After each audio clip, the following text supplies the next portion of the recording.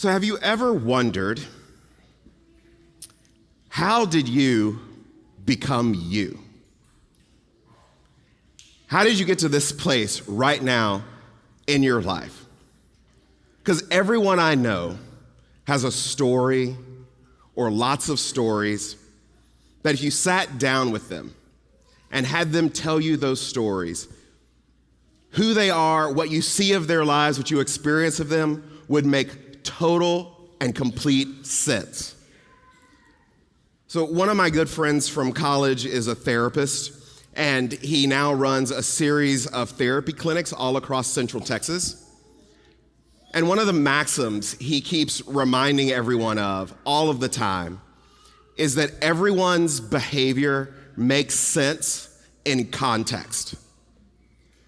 And what he means by that is you may not like somebody or like what they do or like what they say, like their perspective, but if you were to sit down with them and hear their story, if you would listen to what they have to say about their own experiences, like you might not end up agreeing with it, you might still dislike it, but it would make sense that there's a rational part of us. So years ago, I met with a life coach. And so we get together at this coffee shop, and our first session is spending the day with me telling him my entire life story. And so he just sits there and we drink coffee, and I literally start at birth and work my way all the way to my life at that point. And he's just like furiously taking notes the whole time. When I get to the end and we're done with the day, and he's got pages and pages and pages of notes, and I think I wanted some life coaching for my future. This has been an incredible waste of time. I knew all this already. So I asked him, why did we do this? He says, you know, Sean, it's really interesting. Most people don't have anyone in their lives who has ever sat down and actually listened to their story, their whole story. And then he said, the reality is you cannot move forward unless you deal with your story. Because whether we believe it or not, or like it or not, whether we've thought about it very much, playing in the background of your life, in how you speak and behave, what you choose, what your values are, what virtues you choose to nurture, and which ones you choose to shun, is your story and how you became you. One of the core stories of my life happened when I was in the 6th grade. And so, like I've mentioned to you before, I grew up in the 80s where men were men. And what I mean by that is, if somebody in your class, your elementary school class, because 6th grade in the 80s was elementary school, was like having a birthday party, they could just invite whoever they wanted to invite for your class. By the time that my girls got to elementary school, if you had a birthday party and you invited even one kid from your class, you had to invite the whole class. And you know what I know? You don't even want to be around those people in school. Why would you want to do it another time? Well, 6th grade, there's a girl in our class named Tara. And Tara is having a birthday party. Her name is Tara Price, if she's listening. And lots of people, there were like 4 different sections of our 6th grade. Lots of people were invited to Tara's birthday party. I was not one of those people. And so, as I was prone to do in elementary school, while the teacher was talking, I wanted to talk about something else. And the result of that is that you had to miss PE. So they'd write your name on the board, that was like your little warning, and then if you got a little check mark by it, that meant that you had to miss PE. So I'm missing PE. And in the classroom with me is another student while everyone else is out at PE named Jessica. And she sat down the row for me, and it's just the two of us in the room missing PE. And so we began to talk. We were not friends. And it's out of the blue. Jessica looks at me and she goes, "You're not going to Tara's party, are you?" "No." "Do you know why you're not going to Tara's party?" "No." "Because you ain't nobody."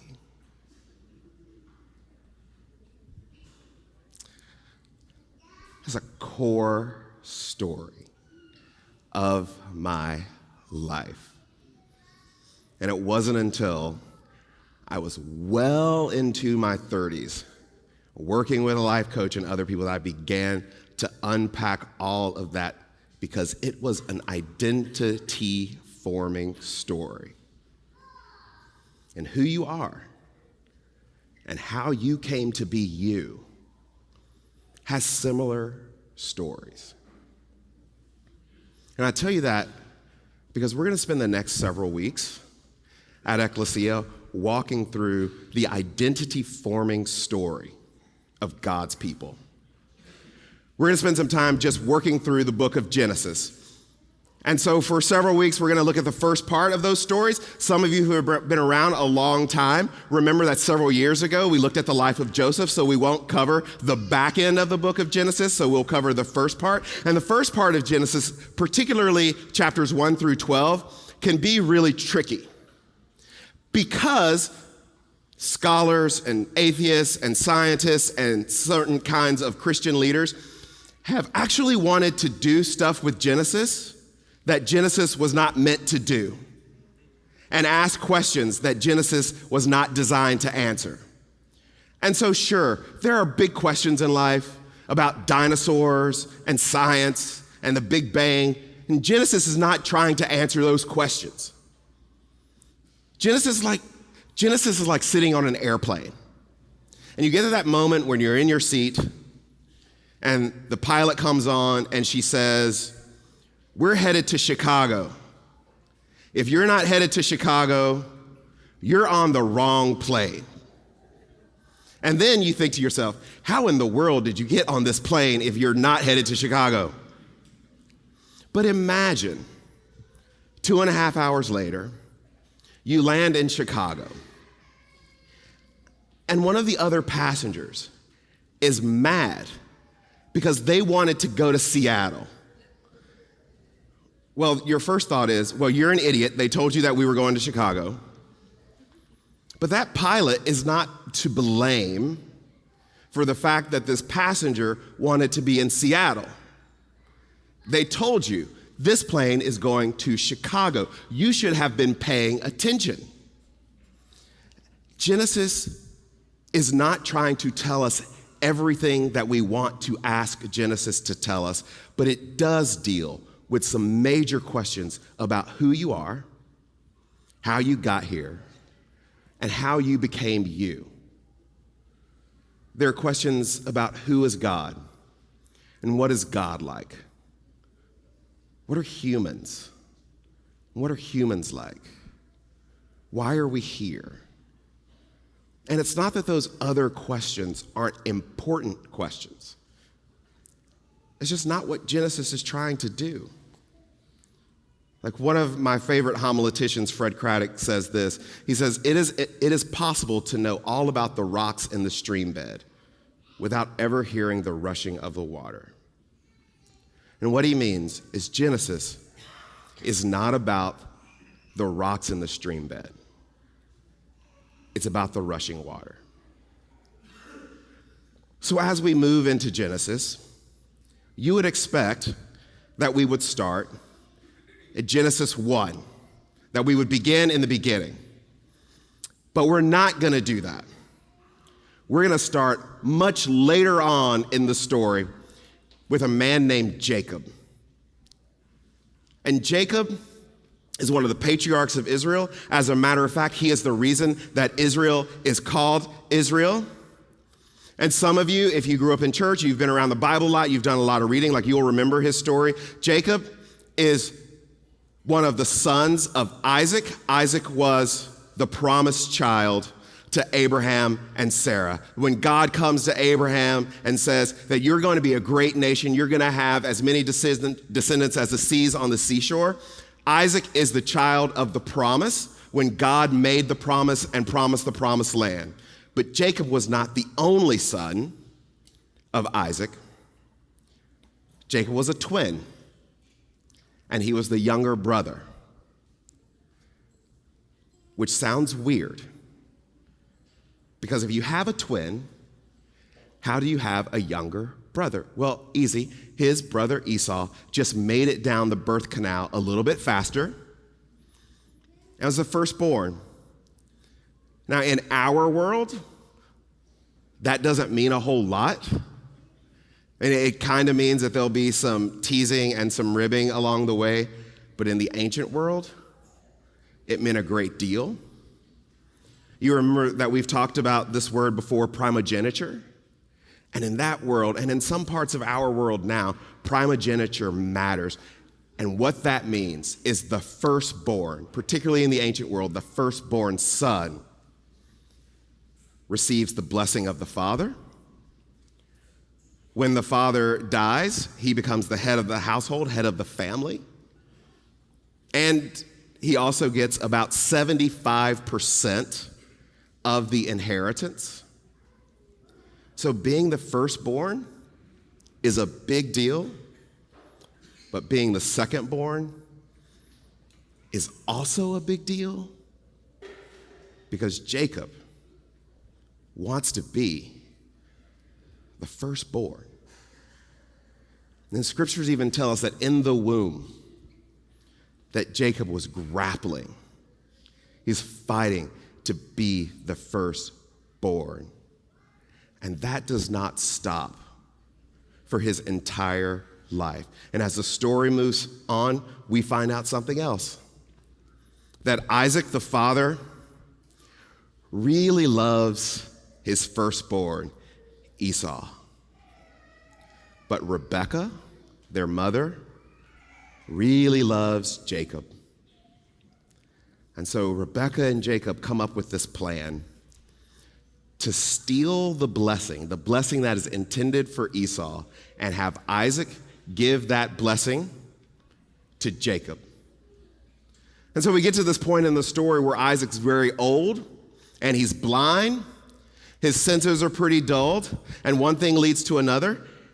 And it works out that Jacob ends up stealing his brother's blessing. But then Esau finds out. And he's pretty hot. And so they're fearful now that Esau is so upset that he is going to kill his brother Jacob. So Jacob then goes back to his dad Isaac, and they say together, he and Rebekah and Jacob all get together and say, here's what's going to happen. Like, your brother wants to kill you, which if you've had a brother, you understand. So we're going to send you to a relative's house, to Laban's house. And not a lot of rules on you. The only thing we want you to do is when you get there, don't marry any Canaanite women like your brother did. And so Jacob flees. And when he gets to Laban's house, there is a woman there named Rachel. And Jacob really wants to marry Rachel. So he makes a deal. He says, if I work 7 years for you, Laban, will you let me marry Rachel? And Laban says, she spends too much money, she wears too many clothes and makeup, it's a hassle for me, yes. And so Jacob works 7 years. But then the wedding day comes, and she comes down, she's got a veil on, they get married, they consummate the marriage. He wakes up the next morning, and it's not Rachel, it's Rachel's sister, Leah. And Laban comes to Jacob and he says, I don't know about where you come from, but around here, we don't place the younger over the older. you got the oldest because that's the way things work. And so Jacob says, all right, I really want to marry Rachel. What if I work another 7 years? Laban says, deal. And so in the course of a few days, Jacob marries them both. And Jacob becomes really wealthy while he's working for Laban. And Laban's sons, who are supposed to get all of this stuff when Laban dies, says, we don't really like this guy hanging around because he always wants stuff that's not his to have. And Jacob has to make a decision and return home. To return home to where his brother Esau still is. And in all of that time, Esau, just like Jacob, has become fabulously wealthy and powerful. Esau, at this point, even has his own army. So you have to think of him at this point as something like a prince. And then we get to the place where it's the night before Jacob is supposed to reunite with his brother Esau. And this is what Genesis tells us about the night before. It says, later that same night, Jacob got up and took his 2 wives, his 2 female servants, and his 11 children, and he crossed the Jabbok River. He sent them all ahead across the stream along with everything he had, but Jacob stayed behind, left alone in his distress and doubt. In the twilight of his anguish, an unknown man wrestled with him until daybreak. When the man saw he was not winning the battle with Jacob, he struck him on his hip socket, and Jacob's hip was thrown out of joint as he continued to wrestle with him. The man says, let me go, the dawn is breaking, which is basically like, I only plan to wrestle all night. And Jacob says, I will not let you go unless you bless me. The man says, what's your name? Jacob. You will no longer go by the name Jacob. From now on, your name will be Israel because you have wrestled with God and humanity, and you have prevailed. And Jacob says, please tell me your name. The man says, why do you ask my name? Right then and right there, the man blessed Jacob.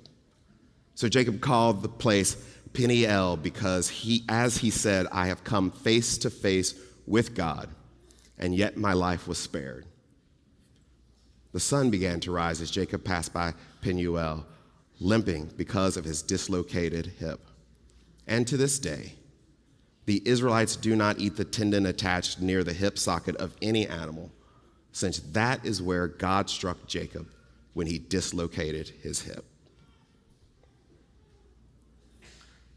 So this little story is key to the question, how did you become you? Because for all of his life, Jacob had wanted to be someone else.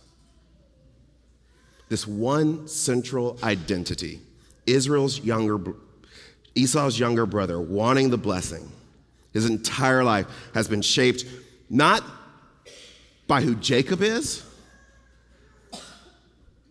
but by who Esau is. And he fought with Esau in the womb. He stole his birthright as a man. Everything has happened to Jacob. Everything that's happened to Jacob has happened because he wanted to be Esau.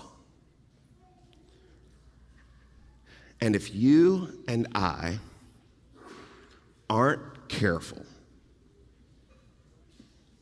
the same thing will happen to us. Because in our world, everyone around you will try to tell you who you should become. The fitness industry will try to tell you who you should become. And Instagram will try to tell you who you should become. The marketplace, commerce, consumerism, your boss will try to tell you who you should become. Your political party will try to tell you who you should become. Your parents will try to tell you who you should become. At points, your children will try to tell you who you should become.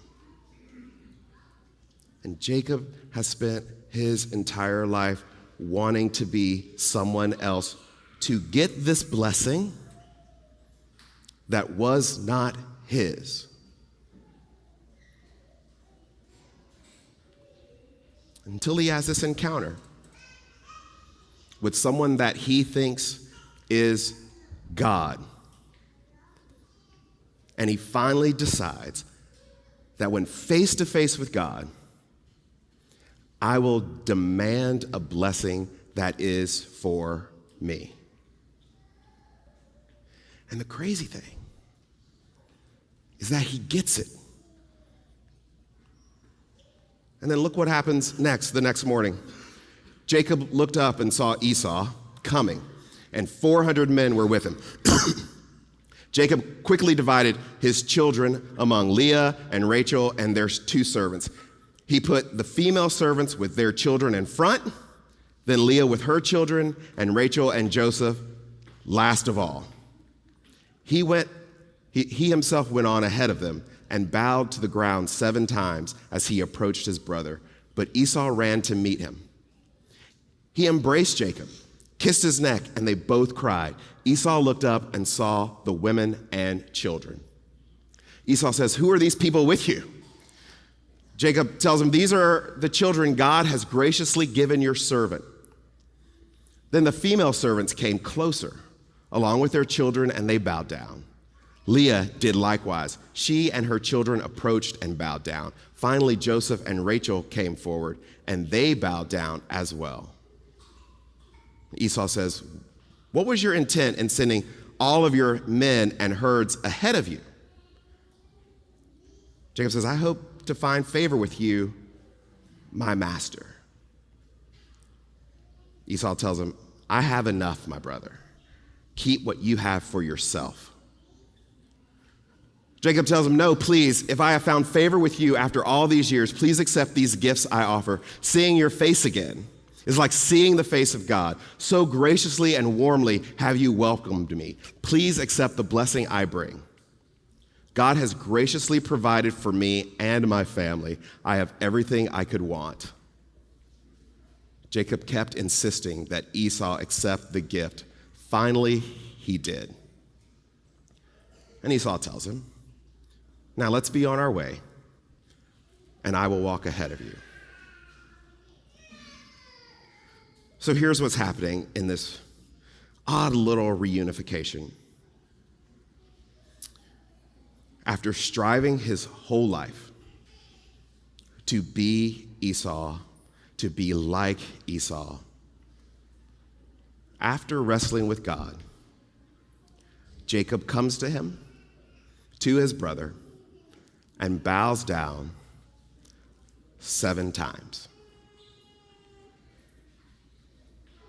It's a language of humility.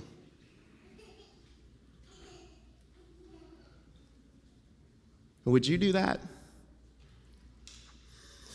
Imagine how you might react if you had spent the whole night wrestling with God and you won. Like, there aren't a lot of people whose egos can handle winning a wrestling match with God. Most of us, we get all bowed up and proud, but not Jacob. And here's the reason why. Because Jacob has finally understood which blessing was meant for him. Which blessing was his to have. And Ecclesia, this is what I want you to hear. when you hear and accept God's blessing for you, you will stop trying to be someone else. And when you come to terms with what God meant when God made you, you will stop striving, seeking, working, being jealous, because you got the thing that was for you. How did you become you? Well, most of us fell for the illusion that our lives were self-made instead of God-blessed. And what if this whole time that you have been striving to make something of yourself, what if this whole time that you've been obsessed with the next raise or the next promotion or the next job or landing the big client or clicks on social media, what if this whole time that there was a blessing that is yours and just for you? And to rest in the thing that God has made you to do. What God's made you to receive. So, as some of you know, I've written a few books. As I know, not enough of you have bought them. And I'm willing to tell the story. I wrote this, I did not know at the time that I wrote this sermon, that my editor who lives in Chicago would be in the room when I told it, but she's here visiting. And so all publishing companies send their authors these royalty statements. And royalty statements are like getting your report card for your book. And they tell you how many units you sold of hardback or softback or ebooks. And so I decided years ago that I would never open a royalty statement. The first reason is that I knew that there was never a check in it. And the second is that I knew what information was in it. And I wondered, what am I supposed to do with that information? Because for me, not for everybody, but for me, there are only two responses to that information. If I sold way more books than I expected, I could only be proud and puffed up and think about how great I am. And if I sold fewer than I expected, I could only be devastated and depressed and feel valueless. And so the royalty statements come in the mail, and I look at it and think, 2 minutes ago, I did not know this existed, and I was fine. And 2 minutes from now, I should still be fine. And so I never open them. And so when I read this story, I am recommitted to the central idea that there are some work that God has created me to do, a person that I am becoming, and that's all that I'm responsible for. When I read this story, what jumps off the page to me is that to read it through, what you will discover is that Isaac, Jacob's dad, had a blessing for him already. And yeah, you're living in an ancient world, and being the firstborn means a whole lot. But Isaac had a blessing already. Because when Rebekah and Isaac send Jacob away, they call him into the room. And this is what happens according to Genesis 28. Isaac called Jacob to him, blessed him again, and instructed him, "You are not to marry any of the Canaanite women. Get up and pack your things, go to Padan Aram, to the house of Bethuel, your mother's father, and find a wife there among Laban's daughters. Laban is your mother's brother. Then he says, may the all-powerful God bless you, make you fruitful and multiply your descendants, so that you will give rise to nation after nation. May God give to you and to your children in this inheritance all of the blessings of Abraham, so that you might someday possess the land where now you live as a foreigner, a land that was promised by God to Abraham. So here's what we miss in the story. Isaac has a blessing for Esau, and that blessing is for wealth and power. And throughout the end of the story, Esau gets it.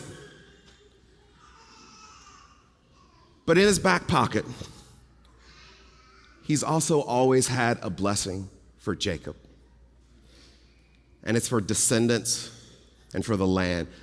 The promise for Jacob, the blessing for Jacob, is the same promise and blessing that God gave to Abraham. All of this time, Jacob was supposed to get the greater blessing. And he spent his life actually wanting to be someone else, and that's a lesser blessing. That Jacob gets the blessing of the promise itself. And so just remember what Dallas Willard says, what God gets out of our lives is who we are becoming. And there are two ways. There are two ways of becoming you. You can stretch and strive and work and drive and try to take something that belongs to someone else. Or you can just live in God's blessing. But that does require you to wrestle with God.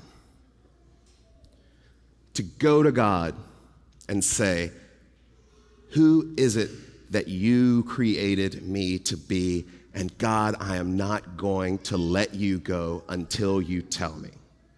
And only after you have done your business with God will you actually know what your destiny is and stop trying to be other people. So, as we walk through the book of Genesis over the next month or so, what I want you to hear is that we are supposed to be a people who wrestle with God to become what God created us to be, to do what God created us to do. When Jesus is in the garden and he prays that this cup pass from him, he is wrestling with God with whether or not this is his path. And once it is confirmed, it is the greatest blessing. Let me pray for you, Ecclesia. God, reveal to us who we are and what you would have us do, who you would have us become. And that we would have a clarity about the blessing you have in store for us. And so we ask for, Lord, in ways that we can see and know and understand individually and as a people. And we ask it in the name of the Father and the Son and the Holy Spirit. Amen.